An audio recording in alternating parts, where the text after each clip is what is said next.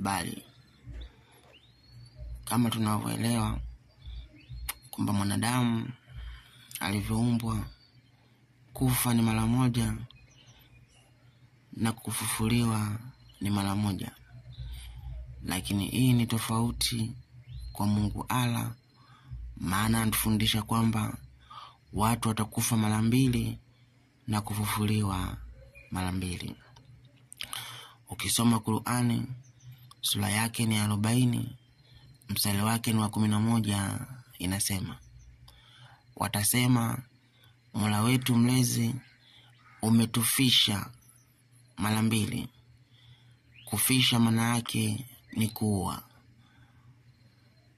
na umetuisha mara mbili. Kuisha maana yake ni kufufua. Basi tunakiri madhambi yetu. Basi je, ipo njia ya kutoka?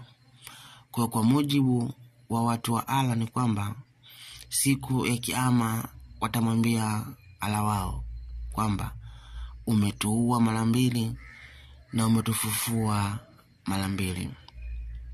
Je, hii inawezekanaje kwamba mtu afe mara mbili na kufufuka mara mbili?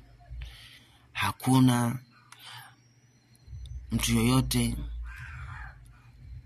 au dini yoyote inayofundisha kuwa watu ufa mara mbili na kufufuka mara mbili isipokuwa dini ya Allah. Ukijiuliza tendo hili latokeaje, mwenyewe huwezi kupata majibu.